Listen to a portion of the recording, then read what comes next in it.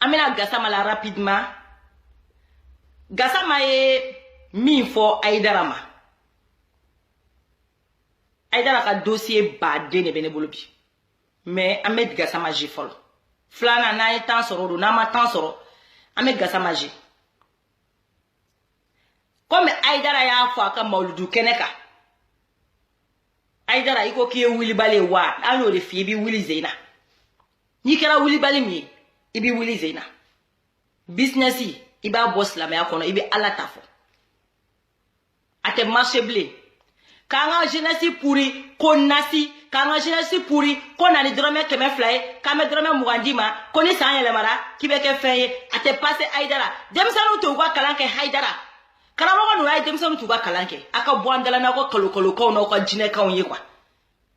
ay boandala ni kolokolo ko aka boni jine ka onye andala kwa aya toro aya ngasote toro wala antanta ya fa oma aya toro bi aya toro sin de gon fe on fe ba anka abe aw karamo de sona aw boroni politicien o tessa bi lay politicien o be barake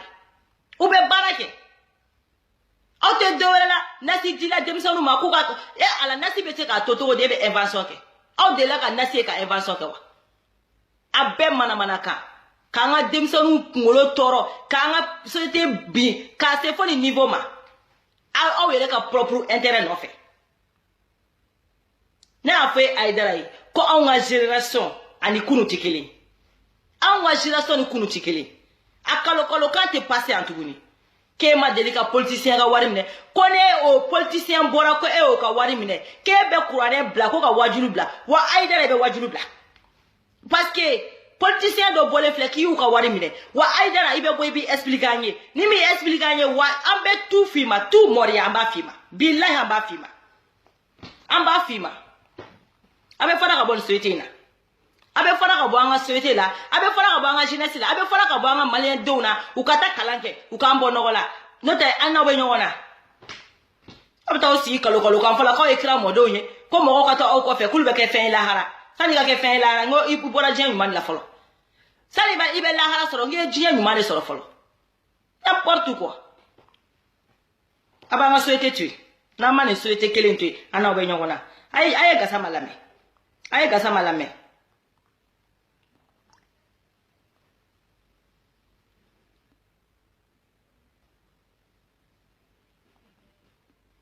Attends.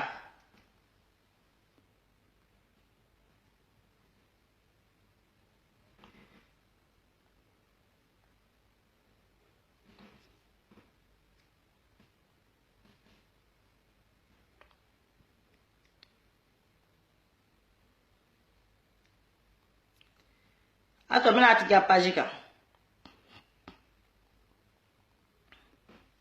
Nakasuma ko do la kasuma. Ndesika famu. Mo me mafo kurana kota. Ala kota, kira kota. Eweta kota lingili kota. Tere ba de nyala kibaka kamu ko kalondo. Ko fama ka do me kelen tin kono. Na ben kono ka bon kono janaba. Oye kuma e gese olu tigila mo da dinamo. E dumba di daga kamu ko kalondo. O kako e kata ko Facebook ku ye wori di Gassama mani gaku ko 100 million ko kana dinema ko donna wa muhammad makutu menela ko nyewor la tedi ne wa muhammad daga babo no la hawla wala quwwata illa billah e mata jabaru ite ni kiriti le jonawa sisa ko ku ne ma la kali gaku ma la kali men dena tie ko kana tomi ni oh Aidara yisigi Mauludu Keneka dongo ko on Facebook jamadanga. Je sais pas combien mille personnes kumaka Mauludu Keneka. Aku bema ku ka fodoro ko ala ka chinye dembe. Ko aku bema ko aye akana keleke kaya fodoro ko ala ka chinye dembe. Wa ala ye chinye dembe parce que il est boulé flé. Ala ye de mere Aidara eko kona ya so politicien ka waridu alors que Malika ere ka vidéo de la élection wakati Aidara ere be ka fo ko Gassama tarani Mamadou Gassama kani gaku ku tarani wariye ko 100 millions ke kuma ke be yoroni munabi ke mo be million muganila ku e million mugandema o te wardo ya ke mago be wa mugan ni la wa mugan Aïdara il m'a fait ko ali wa mugan c'est de l'argent ali wa mugan e warde o wa mugan o warde ore ni dabali ban quoi Aïdara ka mo hakli mani shi quoi tellement que Aïdara ke me ka lavage cerveau suguro ka mo na quoi c'est-à-dire chebi siga galo tugu yere nyana quoi ou se gali galo yin quoi sinon beni ye Aïdara ya dabe ka fo kuna na ni 100 millions keme kale Aïdara e wa mugan ta kabwala mais o Aïdara kelen ki sigi mo million chela konna le sola ka ali drome kelen ne politicien muna kale be kurane bla kale te wajulu ke tuguni alors que ere dabe ka fo ke wa mugan ta kabo wa keme million keme $. O wa mugan o te wari quoi wa mugan te wari o Gassama bole fleni kama wa mugan ta de kaye million keme yere dita kaye million keme ne ta wa ko de galono ka bo ka fo iko ko ala ka chiye mu de me Aïdara wa ala e chiye de me de ika danga nunu na afie nga bebe sigi yerema I sigi Facebook ka an danga ka on musokolo ndeu ka on bo ma munyu ka on bo ma son Aïdara ne afie yana atene ebia ala e chiye banga atene ebi wala Gassama ambi bolo Gassama kuma wala Gassama wala jona chube ka ko Gassama wala ni akola ko ni nyamo denye ko ni maku ni sabarla ko ka tisa mo ta ma nyamo de sidala ni ma sabala de se nyamo de ire imaku min kera ne ma ko ga kuma fo akire da fo ka ire lebu ala ba do wori ndirama adira ma so minna wori tumbe de bolo ne kaku an se ambassade asera yoro do la ka kuma mo mi nya wori di ko de kam makanga tabari kanga na la kali kanga te bani ka be na ire fo au pia kaminga degeri juru wandorji mba fo gambo be ku ga wote ka faye degeri minute Otri angole sena benela ibanjai Yunus Touré Malik Touré Neka Saba Ani Kapu Antara kwa mawori minalenko Kono konde sirako Mbako kundola mentafo keneka Wori minalenko ha Nena pendo pinina kakuma kamba mbolo ha Antara yodo wacha nyaka kokwa C'est trop quoi Nete koufe Wori juswa kakuma kari sire babolo Wori dira maironi kafuye million flata. Kwa tisika na million kenejema kana moke ni ma isa jonde ni kesema ma. Yeko ni million flata la. Wallahi tallahi. Awulla ka kumina hata jo kanye saka pata farla. Nga million flata dara. Ka bo million kenena. Nga million flata dara. Ka kubeya ambasali bandu ka ku appelé Kelbugula. Église créée. Il est ça. No Gassama bin sola quoi no Gassama foshiti soro ambi ko ni choche magara Gassama la billahi ni choche magara Gassama la ka echinye fo sadiri ni mali ne machi kwa mali nga jo kwa no atenya kwa fo mali ka chide fo ka chide wa mali bichi parce no ko kolonkela no ketola ta ka dabla ko fo mali ka chide wa Gassama ambi ko billahi Gassama kana sari ide kasnongo ni choche magala kiye chinya bokena ba billahi ambiko kana sira Gassama ika chiye fo dono sera tensa hey kabako men yoro ni fo Gassama ko kutra ni million keme katadi Haïdara million keme ayamine million keme minena ako uma ko élection na ka ba fo Asadini be ku ka voter Soumaïla ka ba fo Asadini be ku ka voter Soumaïla ako ere ulukele nga million keme dama gaku ko Haïdara ko on tese kana million keme di ema ko ka ankodo ka alema essence songo di auma ko bon ko million flane bo boala quand même parce que ni ma wada auma ko essence mais million flane ko bo boala Mamadou Gassama ko ko Haidara wulila ko ka Gakou ka bazin mine ko fo ka fara ka million fila. Masa ni ma balne la sa. Billahi ni ma balne la. Ni ma balne la. Ko Haidara ye nike ama balne la. Ayra te balne la kwa. Ko Haidara ye Gakou ka bazin mine ka mine ko nga million fila dia. Ko nga million fila dia. Gakou mason wallahi aye Gakou ka bazin fara kaka million fila minala. Haidara ka iji taga ko folo. Ola Haidara ya fo ka tara iji la shinyekele galono. Haidara mata iji la shinyekele. Haidara kumeta iji la. Haidara kuntara maka. Chemu kumeta Haidara mine ka la loge. Ka maka yala na ye. Aye wele ako jene nebe Haidara don kateme aw bela jelinga ako Haidara tara sien folom na maka nele dara Haidara kan ngume ka yoro yirala me ako ye ko gelen jate mine Haidara la na tara sanike ni arabu filila ka wari mudi Haidara ma ni sadi ni arabu filila ni wari nu ka nga keme fla di Haidara ma nu fila ka wari ke keme sabai ale ba fo ay ko karamogo ko u filila kwa ka ba fo ko ko arabu danga to kele ki so ki bi bawla wa ko nunu ala ka mogo wa ko danga baga to do ko ala kele ki so ki be bawla wa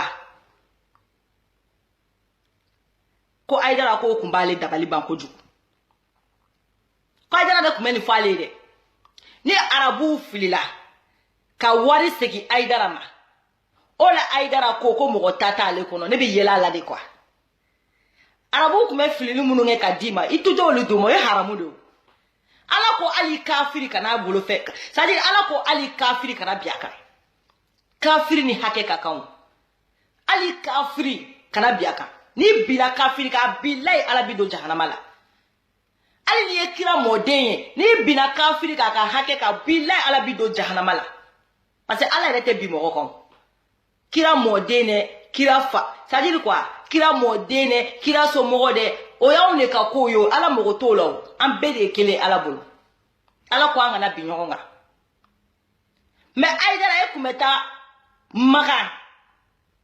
arabu munu kuma fili ka wari di mali kuma do ka na folola ka kila ka fu matugu ko kafiru de do ko kele ki son ko ala kele ga mogo son ko kafiri kele nga smogo son ko ye koya billahi che enwele ka fo nkanu baga bado do ntana to fo ako jene ni nya da Haidara la hara jondo ala kata nyini ngali folo be ama kale kumba fa ko karamogo ku fila ko kanijima ku tala seguma kiku ukaparla seguma utai mu ku obwala iko seguma ko Haidara ba fa ale makanga taka ko kafiri kele gison kibi bawla ko ala son ko kafiri de nune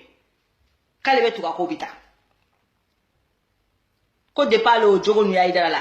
ali mabwala ale ko ni nti karamogo ni businessman ni nti karamogo o te biere de pa ka ijita ka ko folo o te biere donc bima Haidara blaka ni ko nuna kwa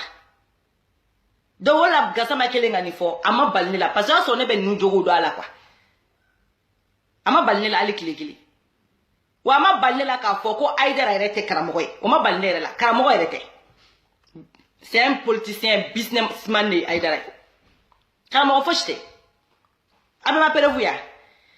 Haidara yisigia no ko ni mogo sorola gasama ko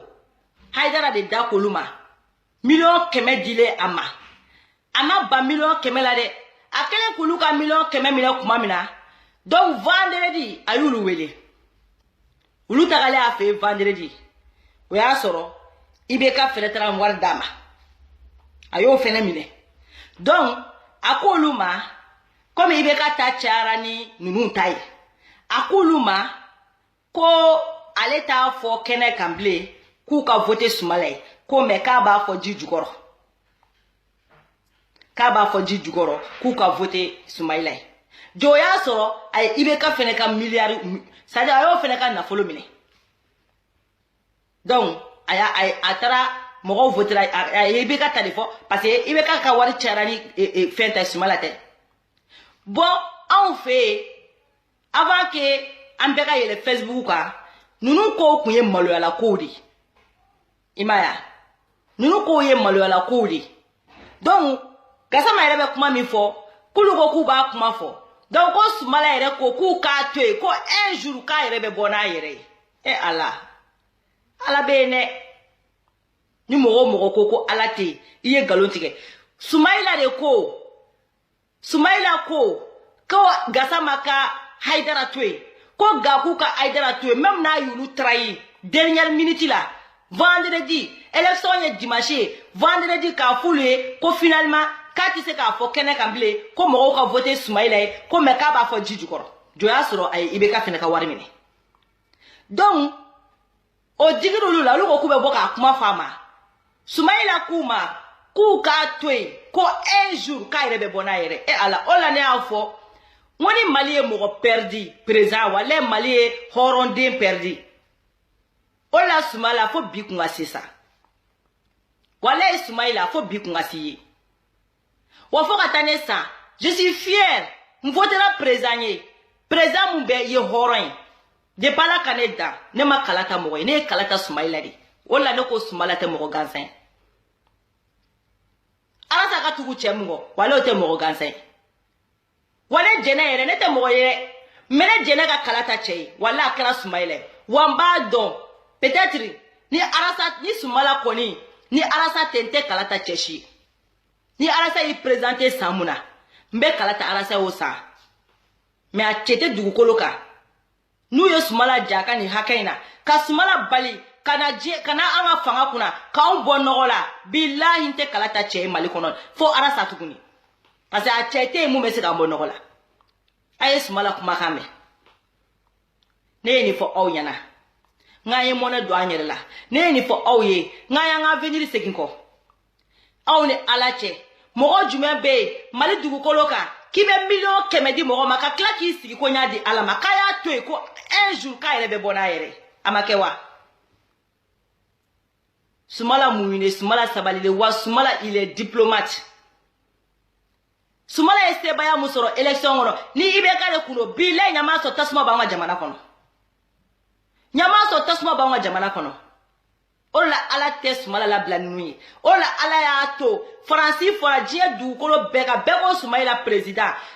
ala ko tika fin dimare mais ou kolo ba me abe fima un jour viendra Mali du kolo ka qui est président anu ma dima ne ala fene boki million keme ka cheka million keme mine un peu cher Sumala sera e mako jama be bulu kika jama sone biye ki be se ku manipuler sakola ku biton bi bolo ni ye mu digi yan fe o be boli kata yan fe million keme e ya million keme mine ka do ika famille ka kesi kono iye asadin jumenye chi iyu jumenye ko iyu jumenye Sumaya na wari iya mine ka di deuma ubeta anniversaire mondial kenai ube mobile mondial kono ubi voyage mondial kono ubi kala mondial la ube viro mondial la iga asadin mo ko munu ni yo jama belebele bamita ko ke ka million keme soro iye mune nyawi ulu do ne be no shwenina ulu do ne be no janayala ulu do ne be no tunala jila eta ube avion mondial kono ebe kata million keme mne jama muye jama mi tokoy million keme ma de ma ke kira mode million keme ndiri ma de ko jama bi ko o jama ibi ka mune kenuye mo munu be ko bilaw mo kelo de do me ka jita o mo kelo de do me ka jita kasajila kasababu yake bara tu fasola o mo kelo ne dombe shwenina o mo kelo do ne be sunguru bayala o mo kelo do ne be nyani mangorona o mo kelo do ne be Europe ku so mo balo me ebe ko mo de ta jama baineta ni stadi fa jama ineta e ka do e ka stadi fa jama ni ata keme ta soro bi kono ton be pauvre yala o pauvre kelo ne be yala la jienye fe ku so mo balo ube jiu sa fe ube mai makola baba ko ni mi mboro be obe mai makola koka me ka ni jama badeu ni be wari yini nu to ko ka ti do nga kesifa ki do nga renu ni le roi ni le princesse ni le prince yo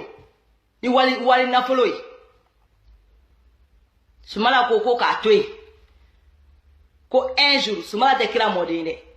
mais allez Soumala ka tiɲɛ bange Soumala ko k'i y'a ka million 100 minɛ Haidara k'i ba k'a dɛmɛ ka tila k'a janfa e de la ka kira ka mɔgɔ ka million 100 minɛ ka tila k'a janfa e de la ka kira ka mɔgɔ ka million 100 minɛ ka tila k'a janfa e ko k'e kira mɔden tu devais avoir honte de toi-même il manque ni boy da kono wala on kira ka sanu e ka mɔdenya ma on kira ka sanu e ka mɔkɛya ma ne kira mɔden ne bɛ bɔ silamɛya la nin fɔlen ne ye k'e mɔgɔ ka million 100 minɛ ka tila k'o janfa wala ni kira ko e janfa mɔgɔ ye silamɛya kun tɛ kɛ tan janfa ci k'e kira mɔden ne kira mɔden bilahi bɛ jɛ silamɛya kɔ bɛɛ kɛ chrétien bɛɛ kɛ chrétien hali c'est-à-dire wa ni chrétien yɛrɛ ma ɲi kɛ n bɛ bɔ diinɛ la n'importe quoi ta mɔgɔw janfa k'e kira mɔden e ma e bɛ k'anw ka kira dɔgɔya don o don tu es en train d'inciter notre prophète k'an ka prophète dɔgɔya k'e kira mɔden n'importe quoi bɔ i ka gasama jaabi bɔ i ka gasama i m'a fɔ ko i mɔgɔ jaabila tɛ yan bɔ i ka gasama jaabi bɔ i ka gasama jaabi i tɛ se o n'i bɔra ka gasama jaabi ko wɛrɛw bɛ yen i ka audio a b'a bila gasama n'a bɔra k'i jaabi deli t'a la dɛ kafira sara kafira dɛ gasama ni Haidara ko cincɛnw e ala a ka audio a d'a ma an b'a jouer n'i tɛ se k'a jouer gasama a envoyé an ma gasama Soumala ka million 100 k'a dun an b'a fɔ piyan k'an ka président ka million 100 minɛ k'a dun ka tila k'o janfa ka taa IBK fɛ yen nɔ janfa mɔgɔ in k'e kira mɔden a ye gasama lamɛn n'importe quoi e b'i si kɛ mɔgɔw ka wari minɛ la k'i bɛ sɔrɔ ka t'i sigi k'i bɛ nkalonba tigɛ anw ye a tɛ marché yan bilen a ye gasama lamɛn. il est temps ale fana pere a ka kuma wari dira kumakan b'an bolo voilà a yɛrɛ y'a lakali denw ye k'a fɔ wari dira ma n fa sɛnpara ani Badama Kane a yɛrɛ y'a kali u ye ko wari dira ma. donc honorable an bɛ se k'a fɔ a ka wari segin sisan wa. i sabali an ka sabali plainte de bɛna kɛ o an ka sabali sɛbisi a bɛna wolo ni fɛn de ye o mais ne bɛ mun fɔ dɔrɔn u y'o karamɔgɔkɛ ninnu ka kɔnɔ da fɔ k'u ye kɔnɔ da warimuso la a bɛ Facebook kan o ka gɛlɛn ni wari ko ye o fo ka se furu sara ye kama Salifu bile muso o fɔra morikɛw ɲɛna yan o m'a fɔ Sidibukɛ ye o m'a fɔ Mahamudu ko ye ne ma deli ka taa wari di Sidibukɛ ma ne ma deli san 20 ne politique la ba de mu ka taa mɔgɔ ka dɔdɔ kɛ ni Mahamudu ko ma na dira minnu ma ani maa wɛrɛw ta u bɛ dibi la o ban dɔw fana bɛ yen Salifu muso kɔnɔma Salifu bile ni muso kɔnɔma Salifu bile muso kɔnɔya a bɛ Facebook kan a fɔra ko karamɔgɔkɛ dɔ ye kɔnɔ da ka muso furu sa la ka kun ɲɛ o de ye an ka taa degun la badi bana wulila o Mamadi bɔra ka fɛn dɔ sisan Mali bɛna wuli o an kɛra ɲɔgɔn tɔn fɔ de ka sa ne dun ye san 1000 balo. Gasama y'a dan de sa il faut pas provoquer Gasama dɛ n'i ye Gasama provoquer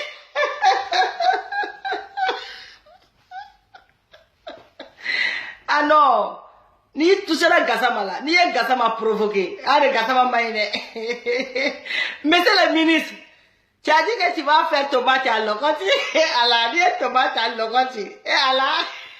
n ko ne yɛrɛ fa de don parce que ne tɛ se français la ne fa tɛ se français la donc n'i y'o provoquer anw b'i bɔ tomate la k'i kɛ a Lokoti a ko monsieur le ministre i ko i bɛ tomate ko tu vas faire tomate à Lokoti donc n'i magara o na an b'i bɔ tomate la k'i kɛ a Lokoti ayi Haidara bɔ tomate la ka kɛ a Lokoti ah non a dan n'o sa Gasama ko Salifu misɛnnin muso Salifu bile ni muso ko Haidara ye kɔnɔ da la ko ma jugu ni million 100 ye wa wallahi Gasama ye tiɲɛ fɔ billahi ye tiɲɛ fɔ muso furulen kira mɔden ka kɔnɔ dɔw la fo cɛ k'a bala wallahi Gasama ye tiɲɛ fɔ wallahi o ka jugu ni million 100 o ka jugu ni million 100 an b'a fɔ piɲa awo ni kokolo sadi ni kojugu kɛla ma baga kojugu kɛ ma dɛ wa anw de b'a fɔ de mɛnɛ piɲa n'o ma bɛn mɛ bɛ kojugu dabila kuma nunu fo kun iri ko jugu kela ko ka tabla an ba fo ko Salifu filɛ ni muso ko Haidara ye kɔnɔ dala Gassama fɛnɛ filɛ ka confirmer ni ko ma jugu ni million 100 ye wa ko mais ko plainte u b'a don Haidara kama Haidara ka serew b'u la wa Haidara ka audio b'u bolo serew b'u la audio b'u bolo wa Haidara sisan nɔ an bɛ k'i makɔnɔ i bɛ bɔ i bɛ ninnu démenti quoi sani ka t'i sigi i ka mɔgɔ ninnu ɲɛna yen nɔ kuma caman la kuma caman tile banna i ko i ye wulibali ye donc maintenant i bɛ ka to ka lawuli quoi i bɛ ka to ka lawuli donc i bɛ bɔ i bɛ kan dɔ de fɔ an ye ninnu bɛɛ tɛ se ka kɛ ten gansan Gassama da filɛ k'a fɔ k'u de bolo taara million 100 d'i ma i ko k'i ye 20 min bɔ a la ko galon do galon vin i ma 20 kelen bɔ a la au contraire Gakou de million 2 ta ka bɔ wari la k'olu tɛ se ka na million 100 d'i ma k'u kɔ don k'ali essence sɔngɔ k'i t'o d'olu ma i ye bala Gakou ka fini na k'a fara ka bazin fara ka jigin ka bazin fara ka jigin ko ni Gakou m'i ka million 2 d'i ma olu ye wari t'i bolo million 100 dafalen t'i bolo serew b'i la fɛnw bɛɛ b'i la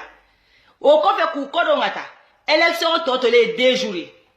i y'u wele ka na ko finalement k'i tɛ se ka bɔ k'a f'i da la kɛnɛma ko mais k'i b'a fɔ dogo la k'u ka voter Soumaïla jo y'a sɔrɔ i ye IBK fɛnɛ ka wari minɛ mun ka ca ni ninnu ta ye vendredi à 2 jours de élection ka mɔgɔw jigi tigɛ Gassama ko k'olu dimi ko jugu ko k'u bɛ bɔ ko k'a kuma fɔ ko Soumaïla ko k'u k'a to yen a y'ale ka million 100 minɛ ka tila k'ale janfa k'u k'a to yen ko mais ni Ala ko ye tiɲɛ ye ko don dɔ la ko Haidara yɛrɛ bɛ bɔ n'a yɛrɛ san 7 kɔfɛ Ala ye tiɲɛ banke 2013 ni ko in kɛra 2013 de mais 2018 san 5 tɛmɛlen an filɛ san 6 na la Ala ye tiɲɛ banke wa Haidara yɛrɛ da de bɔra n'a ye a ye taa Malika ka page kan sa Malika ye nin fɔ yan a ko Haidara k'i ko jɔn ni jɔn ser'i fɛ yen a don Malika ko k'an bɛ k'an pan ko dɔw kunna ko an ka nin ko in ɲɛɲini ko Haidara ko jɔn taar'i fɛ yen a ko Gassama k'a ni jɔni k'a ni Gakou k'u kun taar'i fɛ yen mun na k'u nana ni million 100 de ko n ka a fɔ n ka jama ye k'u ka voter Soumaïla ko n ko ne ye Ala ka mɔgɔ de ne mago tɛ million 100 la n mago bɛ million 20 de la million 100 la n mago bɛ 20 la k'ale 20 ta ko k'u ka wari d'u ma bɛɛ ye nin mɛn Malika ka fɛn kan élection wagati Malika ye video min kɛ Soumaïla ni IBK contre la bɛɛ ye Haidara ka nin kumakan mɛn wa Malika ko Haidara ka bɔ ka expliquer Gassama de bɔlen filɛ ni tiɲɛ ye wa Gassama ko Haidara ka bɔ ka kuma n'a bɔra ka kuma ko audio b'u bolo ko Haidara kumakan bɛɛ b'u bolo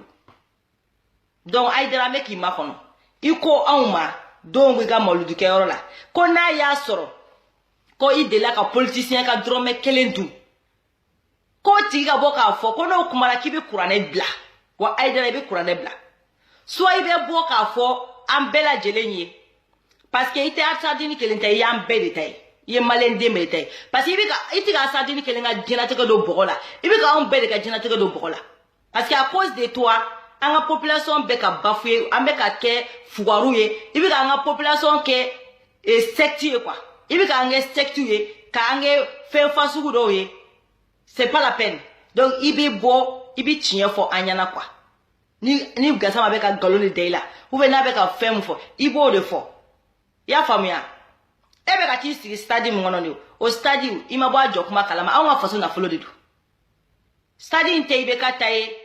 président ta tɛ faso nafolo de taara ka kɛ k'a fɛ wa Soumaïla de ye stade in projet Soumaïla ye stade 26 mars a projet Soumaïla de y'a monté ka taa juru ta jɔn y'a sara an ka kɛsi Mali kɛsi de y'a sara i y'a faamuya i ta tɛ Mali ye bi i ta tɛ Mali ye sini an ka ɲɔgɔn bonya quoi bonya de ka ɲi ko bɛɛ la quoi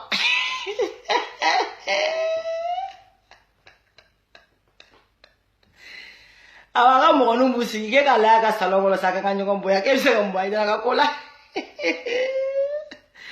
anw tɛ se ka fɛn bɔ a la sa Ala de bɛ ko bɔ a la sinon an tɛ se ka fosi bɔ a la anw ta y'an danni yɛrɛ de mais Ala de bɛ ko bɔ a la parce que anw b'a fɔli min kɛ Ala b'a dɔn sa anw ta ye mun ye anw kan ka baara kɛ Ala yɛrɛ fɛnɛ b'a ka baara kɛ an wulila ka Aïdara dénoncer lamine Aïdara wulila ka di sigi Facebook ka an baw ma sɛŋɛ piɲɛ a bɛ togo di bi Aïdara soit ye galon tigɛ soit Gassama ye galon tigɛ ne dun b'a dɔn Gassama tɛ galon tigɛ parce que Gassama t'a to a yɛrɛ la o de da kuma in na Gassama yɛrɛ ye wari c'est-à-dire Gassama yɛrɛ ye wari mun dira Gassama ma k'a ka taga yɛlɛmani bɔ nɔgɔ la ni Gassama yɛrɛ ye mun don la Gassama m'a yɛrɛ to kuma tɛ e ma Gassama bɛ ten ne Gassama tɛ ko ɲuman kɛ dɛ mais Gassama tɛ se fɛn kelen ma o ye galon tigɛ de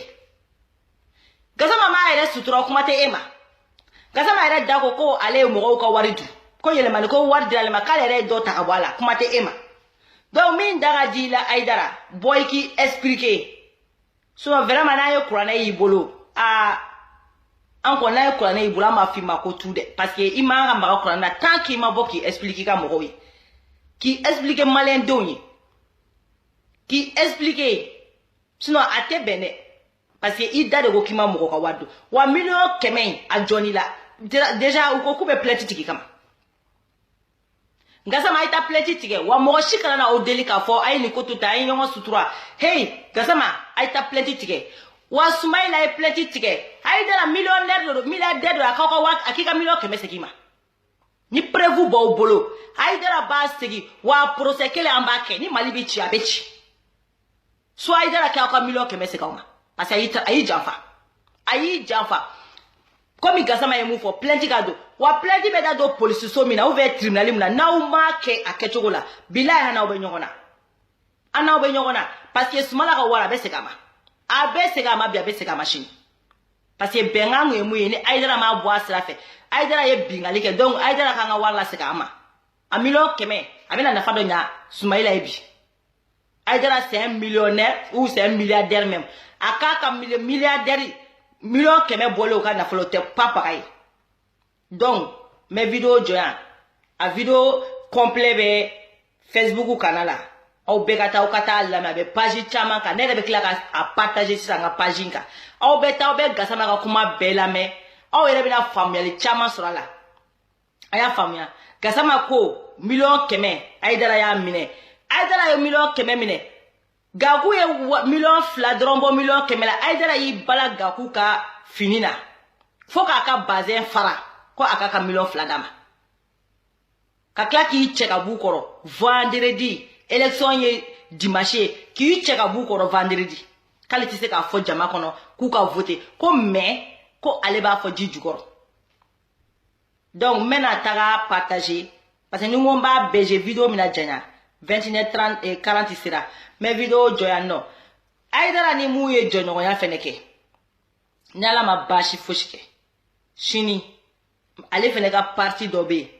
an bɛna kɛ audio ye complet an b'a bila mais n bɛna o fɛnɛ jouer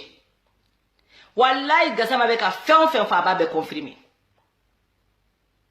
ale yɛrɛ bɛ ka kumaw fɔ quoi a ka bon hakili ma bilahi Gassama bɛ ka fɛn o fɛn fɔ cɛ in ka kuma b'a bɛɛ confirmer a bɛɛ mɔgɔ si tɛ to yen bilen personne soit i bɛ Mali ta ɲɛ soit i ka famille an b'aw détruire o dɔrɔn de don soit i bɛ Mali ta ɲɛ an b'aw bɛɛ détruire a kalo-kalokan tɛ passe anw fɛ yan tuguni soit i b'an ka jeunesse to yen an bɛ wuli k'an ka hakɛw ɲini an ka état fɛ an bɛ wuli k'an ka droits ɲini an ka état fɛ pour que an bɛ se ka bɔ nɔgɔ la cogo min na mais mɔgɔ kelen ka n'a ka empire ni monter k'o sigi an da la k'i yɛrɛ kɛ wara fagabali y'an bolo k'i yɛrɛ kɛ je ne sais pas qui y'an bolo a tɛ passer tuguni a bɛ fara ka bɔ an ka jeunesse la a bɛ fara ka bɔ an na n'aw ka nasilangolo ninnu n'aw ka malangoloya kow ye papaga tɛ aw bolo hali n'aw ko san ka na san tɛ na ne t'a dɔn ignorant minnu bɛ tugu aw kɔ quoi nin bɛɛ ye dɛsɛ baara de ye sinon bilayi ni hali ne Aïdara ko san ka na a ti na k'e to i ka ko nin na san ye c'est-à-dire an ye gɛlɛya joli kɛ samiya kɔnɔ mais depuis ala sa y'a ka kɛlɛ daminɛ san de bɛ na wurururu aw m'o la kɔlɔsi nin 2 ans in kɔnɔ san bɛ na f'a bɛ tiɲɛni kɛ k'a daminɛ 2016 la fo ka jigin san yɛrɛ kun tɛna Mali kɔnɔ bilen san yɛrɛ kun tɛ na mais depuis 2016 ka se fo bi ma samiya ma kɛ ko sa ma taa ni mɔgɔw ye donc ala jigina Mali kɔnɔ a bɛ ka nale dɔndɔni hali bi an bɛ continuer de on va continuer an tɛ siran mɔgɔ ɲɛ dɛ an ni tɛ mɔgɔ bolo an ni bɛ ala de bolo wa an ka tiɲɛ n'a b'i kun cɛman an y'o de fɛ an bɛ taa taga fɔ donc an y'o de fɔ ko Aidara continue ka dangali na dangali ma segin yɛrɛ ma ni i m'a fɔ ko ala ka tiɲɛ dɛmɛ wa ala ye tiɲɛ dɛmɛ bi Aidara i bina mɔgɔw kan wa i ko k'i ma mɔgɔ ka wari dun wa i y'a dun miliyɔn 100 i ye Sumala ka miliyɔn 100 minɛ ka tila ka IBK ka wari minɛ ka Sumala janfa ka tugu IBK kɔ parce que IBK ta cayara ni Sumala ta ye vendredi élection ye dimanche ye ka Sumala janfa vendredi k'e tɛ se k'o fɔ kɛnɛ kan k'e b'o fɔ ji jukɔrɔ ka tila ka taa f'i ka mɔgɔw ye k'u ka voter IBK de maintenant Aidara i ko k'i ye kuranɛ bila i bɛ kuranɛ bila so i bɛ bɔ i b'i expliquer an ye i bɛ bɔ i b'i expliquer an ye a empire a tɛ monter a kira mɔdenya ko ninnu a bɛ dabila an ka jamana kɔ i tɛ kira mɔden i tɛ pa paga ye kira mɔden arabufima kira mɔden mini kira mɔden mini ne ye kira mɔden ɲama sɔrɔ arabu ye ɲini k'e wɔgɔbɛ ka bɔ wo kɔnɔ kira mɔden ale tɛ se k'i yɛlɛma ko fila fɔ k'e ye kira mɔden k'i bɛna bulo fɛrɛ k'anw dala yan nɔ k'e bɛ mɔgɔ sauver e bɛ mɔgɔ sauver e tɛ dɔw la ka taa mɔgɔw ka wari minɛ k'o bila i poche kɔnɔ k'e bɛ mɔgɔ sauver han k'e bɛ mɔgɔ sauver e bɛ mɔgɔw ka wari minɛ i bɛ taa arabuw ka jamana kɔnɔ olu mana fili ka wari d'i ma i tɛ sɔn olu ka wari mɔnɛ segin olu ma i bɛ tila k'i jɔ ko kafiru don k'e tɛ olu ka wari lasegin n'importe quoi tɛ kira mɔden o a tɛ yɛlɛ fɔ mɔgɔ minnu bɛ tugu e kɔ k'e bɛ se k'u sauver e yɛrɛ tɛna se k'i yɛrɛ sauver kuma tɛ mɔgɔw ma e yɛrɛ tɛna se k'i yɛrɛ sauver kuma tɛ mɔgɔw ma e k'a lajɛ ka taa Sumala ka miliyɔn 100 minɛ k'i bɛ s'i sigi bagabaga la i ka mɔgɔw tula yen nɔ a tɛ passe yan i bɛ Sumala ka miliyɔn 100 n'i ma segin a ma Aidara n'i ma Sumala ka miliyɔn 100 segin a ma i n'a mɛn ɲɔgɔn na min da ka di la dɔrɔn miliyɔn 100 in kɛ enveloppe kɔnɔ bilayi sini sɔgɔma ka taa d'a ma n'i ma taa d'a ma an bɛ lebu fɛn fɛn du la an b'a bɛɛ bila Facebook kan n'i ma Sumala ka miliyɔn 100 segin a ma Aidara bilayi n'a mɛn ɲɔgɔn na i bɛ taa Sumala ka wari d'a ma i bɛ taa d'a ma a tɛ passe yan tuguni o kalabanciya ko ninnu tɛ passe yan an mɔgɔw ka wariw minɛ k'olu dun ka sɔrɔ ka n'aw jɔ k'a bɛ bagabagaliw k'i fɛnw kɛ k'aw yɛrɛ kɛ innocent ni fɛnw a tɛ passe yan nɔ donc o de kun mɛ video jɔ ko a k'an bɛn sini n'ala sɔnna ma sini ta ye ani cɛ mun bɛ a dɔnbagala kari sini n bɛna o fana ka audio quoi